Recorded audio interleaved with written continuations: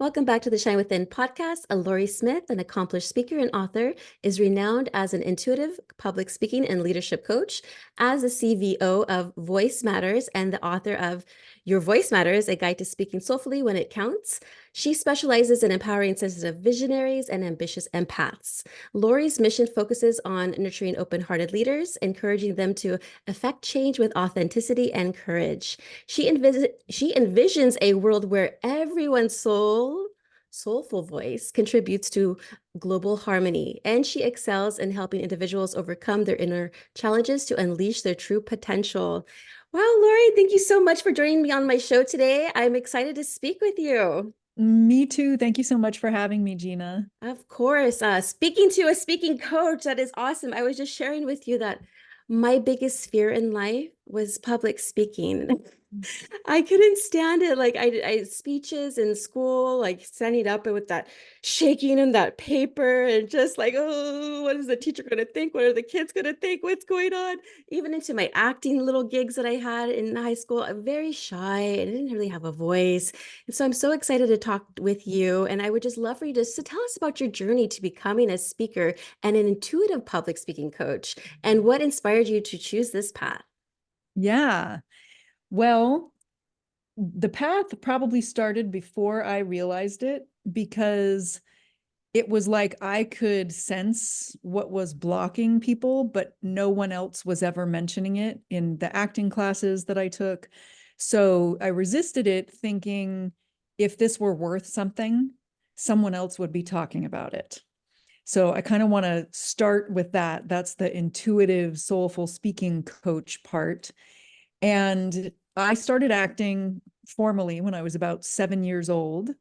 I was playing Let's Make Up an Episode of the Brady Bunch with some friends, and I had my hair curled up in little pin curls. And then, kids being kids, my friends got bored and they said, "We're going to go off to the pool now." And I said, "Okay, I'll meet you later. I'm going to finish the story." And my mom found me in the backyard talking to myself, pretending to be Cindy Brady. And instead of saying, "No, stop that, that's weird," she went, "Huh, I think I'm going to take her to an acting class."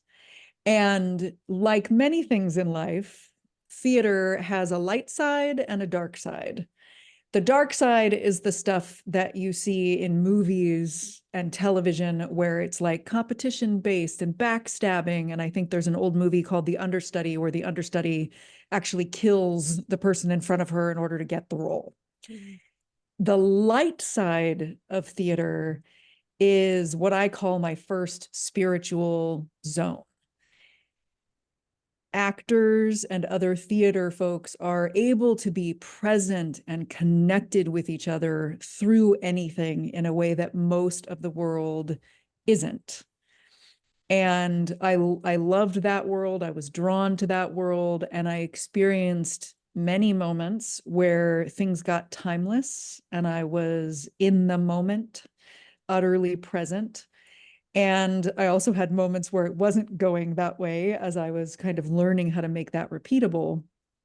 And I kept feeling called to quit my day job, which was as an executive assistant in the Silicon Valley, closer to where you live than where I live, or smack dab in the middle.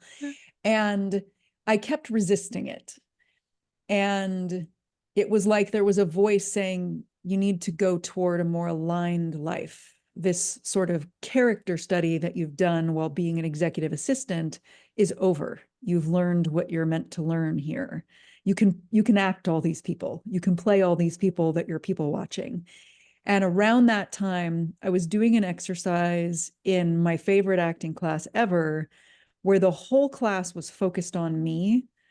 Whereas normally there would be 2 or 4 of us up there and half the class would be watching and half the class would be working. And I kept like putting on the I'm fine jaw tension mask and armoring up in front of my heart.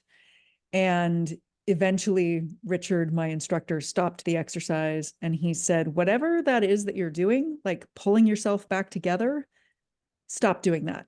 I'm asking you to continue to be in the moment from where you are, even if you're laughing hysterically and it's supposed to be a funeral scene. Whatever's going on, stop trying to like reset.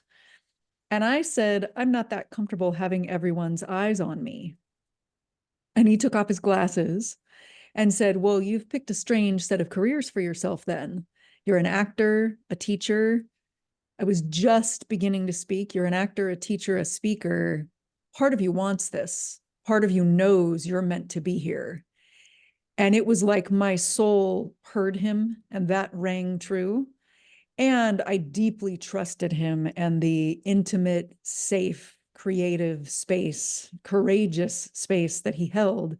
So I jumped back into the exercise and I was actively releasing all those old habits and those tensions and that armoring and those masks. And when the exercise was over, I remember looking out at all of my classmates and I could see and feel what kind of day every single one of them was having. And it was my first moment of oneness that lasted past when the acting was over. And that, when I look back with how I work with people today and the people that I love to work with, that moment was the pivotal moment. I went to graduate school for theater after that. I studied leadership after that moment.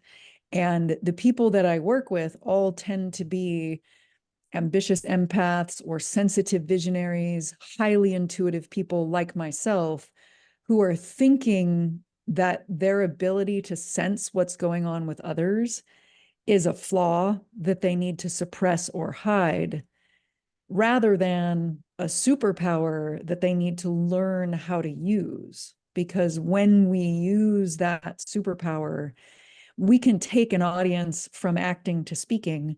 We can take an audience on a transformational ride that people who can't sense what's going on with the audience can't do as fully or as easily as we can.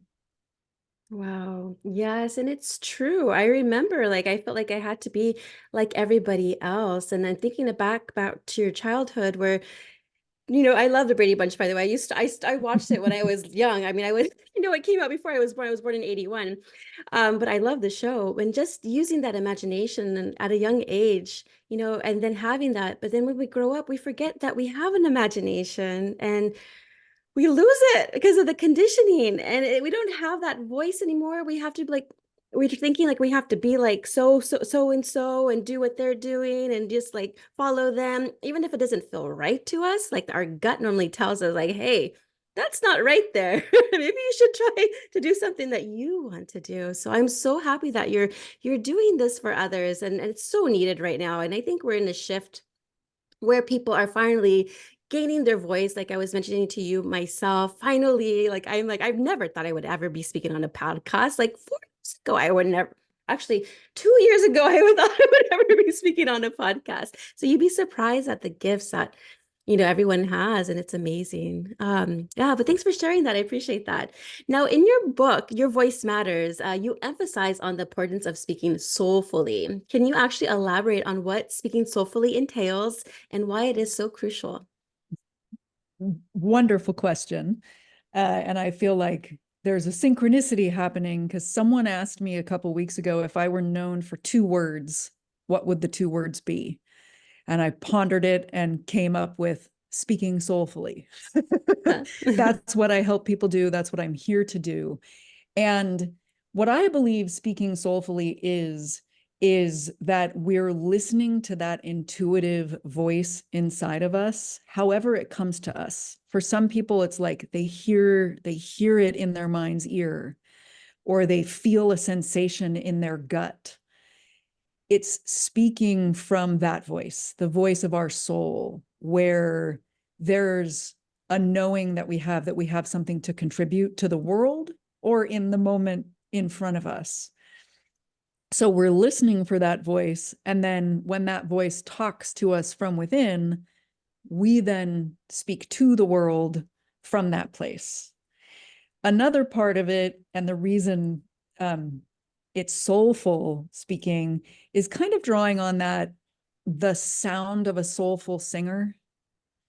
there's a way that a soulful singer, it's like you can feel them all the way down to their toes. And when they sing, it hits you in your heart and in your gut and makes your hairs stand up on end. We have the capacity to do that when speaking. But most of us have suppressed the ability to do that because people told us, don't be too big, don't be too much, don't take up too much space, don't be too emotional. And the way we suppress emotions is suppressing our breathing. And it kind of gets hardened like that energetic armor and those emotional masks that I was talking about in my story. So that when we speak, the vibration that comes across is different than if we're listening to the soul's voice and we've actually aligned our instrument, us, mind, body, heart, and soul, to resonate in a more open-hearted and fuller, deeper sounding way. And when I say fuller, deeper sounding, it does not mean that our voices will necessarily get deeper. The metaphor that's in the book is the difference between a toy drum and a real drum, a full-sized drum. We're all capable of sounding like a full-sized, reverberating, resonant drum. But if we're suppressing, it might be kind of tight, and we might sort of sound like the toy drum version of ourselves.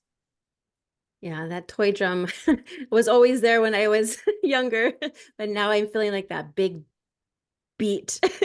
Yeah, yeah, Yeah, I love yeah. that. Now, how do you help sensitive visionaries and ambitious empaths navigate the challenges of leadership and public speaking? One of the main ways that I believe I'm helping them is that I'm holding a space like my favorite acting instructor, Richard, did for me. I'm holding a safe and sacred space where it is possible and safe for them to let down the armor and remove the emotional masks and take the risk of speaking what's in their heart and soul in the way that they want to share it from their heart and soul, where they really let it resonate and ring out in a way that is beyond most of our wildest dreams. And everyone in the spaces that I'm holding are also doing the same thing. That's my favorite way. I do work with some people one-on-one, and that tends to be when they're speaking so much that we can work one-on-one, and then they can go into a group setting and apply all of the changes. And what I love about the magic of working in these small, intimate group circles is the world told us, don't be too big, don't be too much, don't be too emotional. And we created habits of how to show up in the world. If you work with me one-on-one, you can rewire some of your habits, but you still need to take a leap to go do it out in the world that feels like a really big jump to some people. Whereas if you do it in front of 8 other people, your body gets to go through the like, whoa, there's somebody else here, like you were talking about holding the paper in high school. So the rewiring of the neural pathways and the body's habits that come from those sort of traumatizing experiences get shifted by being in the group. And then when your body goes from 9 people to 50 to 100 to 1,000 to 10,000, or to a podcast where it could be millions someday, it's like your body knows, oh, I can do this. You're asking me to do that thing we did with those 8 other people. I can do that. That's a leap that I can make. Yes, yes. And then coaches, I mean, they help us bring that inner shine out Yes. because we don't often look at ourselves like, hey, I'm actually not that bad. But they bring that. And I think that's why they're so important in my lives. At least my coach was a mindset coach because there was no alcohol recovery coach, at least what I was searching for. She was actually a fitness trainer and a mindset coach. And when she helped me dissolve my limiting beliefs and just made me start thinking differently, more positively, in a way where I don't always have to believe what my mind is telling me. I don't have to believe what people are telling me. I really have to go within and start trusting myself. And once I started trusting myself, that's when I started really loving myself. Yeah. Not in an arrogant way, of course, but but more confidently. And that, Yeah. like, she just helped me tremendously. So I think coaches are so important in our journey. Yeah. In an unconditional love, like Yeah. you as much as anyone else. I cannot remember who said this in this moment, but somebody said, you as much as everyone else deserve all of your love and affection. That kind of like, you are a human, you deserve this kind of unconditional love. And I love the shine within. Yeah. um, my belief is that we are all charismatic. We're all born charismatic, and we can all recapture that shine, that radiance. And it's not one size fits all. It's not like all of us need to look like Barack Obama in order, like, we don't want to talk like whoever is the latest, most popular speaker. It's about each of us loving ourselves, like you said, and then allowing the shine that is in there to burn brightly. And then there's 8 billion different people on the planet. There's 8 billion different kinds of shine, 8 billion different kinds of charisma from that place. Absolutely. Yeah. Oh, I love it. And you also often talk about helping individuals to their wacky wildness. I love that, by the way. Can you Thank explain you. what this means and how it can be empowering in a professional context? Yeah. Our wacky wildness is that intuition. And I use the words wacky and wild because it's in part moving the needle of what we think is acceptable. So once upon a time, someone told me that in order to coach in like a financial corporation, I needed to look like money. Mm, And I said, that's not really my role on this planet. My role isn't to conform or fit in to where the line is for the person or the organization that I'm working with. My role is to meet them and stretch. And I work with people who are change makers, who are changing something. They're rebels within their organizations, or they're ambitious empaths out changing the world somewhere. And if we own our wackiness and our wildness and our quirkiness and the things that we might think are our flaws, which aren't our flaws, they're actually the things that make us unique. If we own that and then we meet the world from there and help stretch it, that's different than going, I can't be wild in this company. I can't be wacky right now. Well, I can. And one of the things that I said to the person who said, you need to look like money, was, I'm not going to walk into a finance corporation in yoga pants. That's not what I'm saying. But I'm going to wear something that is stretching. I'm not going to walk in a 3-piece suit either, because I want to stretch them a little bit past the masks that they think are where they need to stop their expression. And I also don't always, like, I'm not going to walk in a 3-piece suit to do a soulful speaking thing at a yoga teacher training. I might wear yoga pants. I might also have something that's somehow feeling like I'm meeting and stretching them as well. yes, it's being authentic and being yourself I mean, there's nothing better than just being yourself. And I love that wild wackiness because I am wild and wacky. And before I didn't express that. Everyone would Yeah. say, oh, you're too hyper. Oh, you talk too much. Or, you know what? I love that. I'm too giggly. You know what? So what? Better than Yeah. being mad all the time. You know what I mean? Yeah. Yeah. And when someone, I mean, these days, you probably do this too. Anytime somebody says you're too something, one of the biggest mindset shifts that I learned to make was to realize that that's their issue, Right. not mine. Like, Right. there's a part of something going on in me that they have not accepted in themselves, which is why they're saying, you're too emotional, you're too loud, you're too weird. And learning to feel empathy for someone who's saying that and just choose our own path and our own way of expression while also holding the empathy for them is a really beautiful shift, instead of, oh my God, I must be, oh, I'm too much, let me stop. Right. That just means they want more of what you have. Like they wish they can be more bubbly. They wish they can be more like that. And that's what they're Yeah. just not used to. But once they can practice. Yeah. Yeah. Now, now what are some of the common barriers you've actually observed that prevent people from effectively expressing their soul's purpose through their voice? Some of them we've already talked a little bit about, like that energetic armor Yeah. in front of the heart and the emotional masks. And on one level, it's almost like, so we're both California people. I'm a huge Steph Curry fan. Oh yeah, yeah. It's like we're the speaking equivalent of Steph Curry as a 3-point shooter. We can all do it that way, but somebody told us not to. Mm.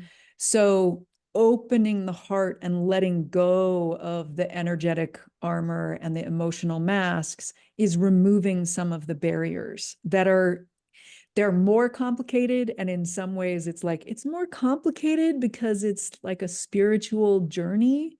And yet it's the same thing as learning how to shoot your 3-point shot differently. If I breathe differently, then I've removed some of the barriers. Some of the others are more of what people would call mindset shifts. Mm. Thinking that great speaking is for a bunch of extroverts who are jumping, that there's only one kind of speaking, like extroverts who love being the center of attention. No, actually, some of the best actors and best public speakers are actually introverts, highly sensitive people, empaths. And we all sort of grew up with an image of a leader that's a one size fits all kind of leader. And we have to do a little bit of realizing that was the leader for managers on factory floors during the industrial era. It's not the kind of leader that's going to help bring the change that the world so desperately needs. You can't bring change if you've got like a one size fits all speaking mask of what you think you need to be in order to be accepted by the audience or for the audience to like you. And one of the ways to shift that is to actually connect to what's the emotional transformation you want the audience to have? What's the vibe you want to create in the room when you speak? We're all probably connected to it when we decide to speak. Like when you decided to start your podcast, there was an intuitive reason that you were called to do it, even though 2 years ago you couldn't believe you would have done it. So for a speaker, it's sitting down in the moment that you're getting ready to record or the moment that you're getting ready to walk out on a stage and go, why did I start this? Okay, if that's why I started it, then what's my intention for the audience's emotional or energetic experience in this moment? And it's a subtle shift from, I hope I don't forget what I'm going to say. I hope I don't let them down, Mm. which is like playing defense and not in the good sports way, to I want them to feel a sense of hope by the time I'm done talking. And if we're thinking, I hope I don't let them down, we're going to be looking for signs that we're letting them down, and it's going to make us tighter and tighter and tighter. So we're going toward the barriers.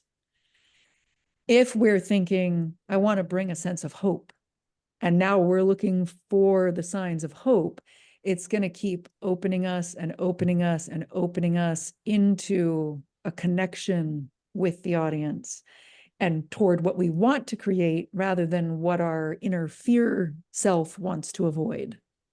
Yes, because I remember trying to go up and speak to the public. This is back in school, and I would think those thoughts, oh, I, I shouldn't probably say that. What are they going to think? I hope I do this okay. Instead of me like, what is my intention? What do I hope the audience leaves with the message I'm about to present? I love Yeah. that, just that mindset shift that you're talking about. And I think it's a great practice as well to, right before you speak, maybe do some deep breathing, like you were mentioning, Yes. and get Yeah. that voice ready. and then just go for it and have fun with it. Yeah. Yeah. So in your vision of a world where everyone shares the vibration of having that soulful purpose, what are some key elements that contribute to achieving global harmony? Yeah. I feel like humanity is like one big orchestra, Yeah. and we've got drums, we've got a string section, we've got wind instruments. And in the time that I've been alive, it's like the whole string section has been holding back, thinking, I don't want to be too much. I don't want to be too weird. I don't want to be too wacky. I don't want to take up too much space. I don't want to get it wrong, or nobody cares what I have to contribute. So if you imagine listening to an orchestra where an entire section isn't playing, it wouldn't sound as full or create as harmonious an experience as if all of the instruments are playing full out. And, we've kind of got like the drums trying to make up for the silent string section, and it's not working Yeah. because drums can't be strings. All right. It's not possible.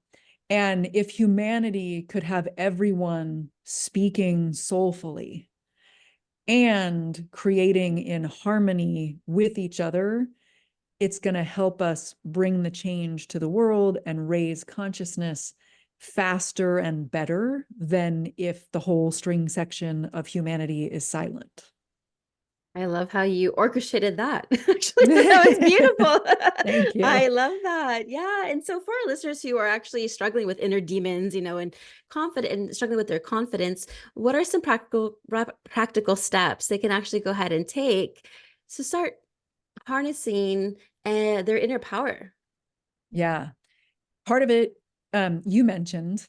So I love to give people 3 words because in neuroscience, anything that's a 3 is really sticky for the brain. And let's face it, sometimes when people are about to speak, they're like freaking Yeah. out a little bit. So having 3 words that they can remember and apply is helpful.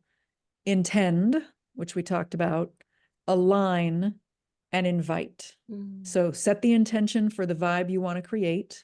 And then the align part that you mentioned without even realizing it is do some of the deep breathing. mm, Breathe, ground your body, your breath, and your energy so that you're grounded in yourself and you're opening. And the fastest way to do that is to do some inhales and exhale on an S sound.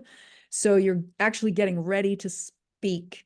And in yoga, the sound, like a hissing snake, is connected to the root chakra. So when we're about to speak and our energy is kind of going up, it helps us be expansive and yet grounded at the same time. And it's getting our breath flowing and our heart opening and our energy expanding. And then the inviting is inviting the audience to step into the emotion or the new state, the new vibe that you were intending for them. And a lot of times hearing that, I can do no other work with people. I'll just say, speak once.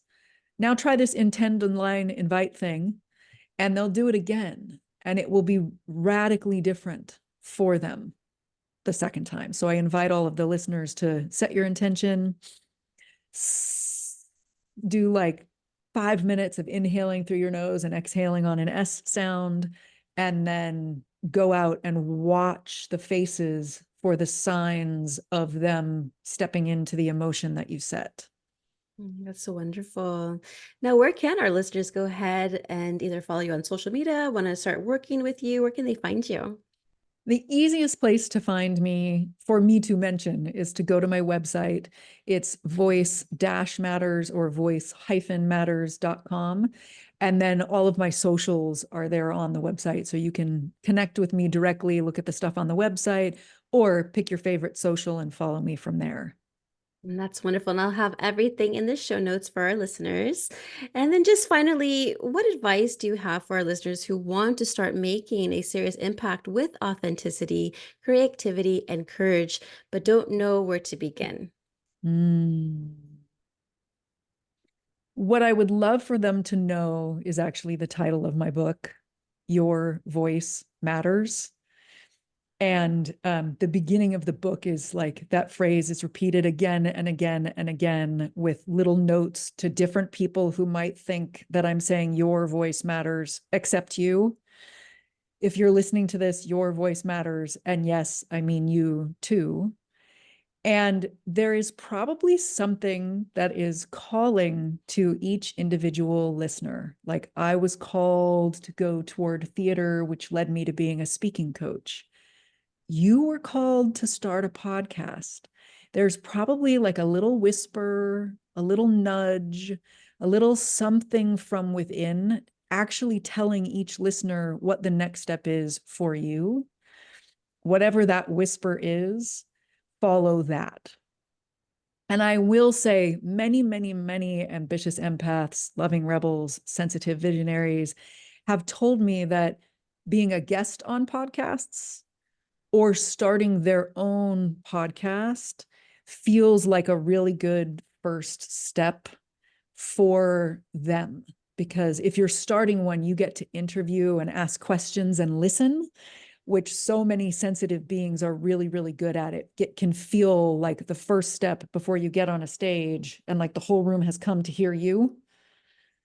Where with who you're curating and what questions you're asking, you are actually getting your voice out into the world, as you know and said. That's what you're doing with your podcast.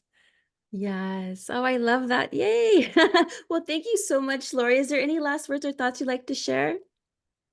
Uh, Thank you so much for starting your podcast and getting your voice out out in the world, and for inviting me to be a guest. I've loved our conversation today. Oh, me too, Lauri. Thank you so much. And I will get your book. That sounds fascinating because, like I said, I was always terrified of speaking, and just speaking to a speaking coach, I actually feel a little bit even more confident now today. So thank Yeah. you. Okay.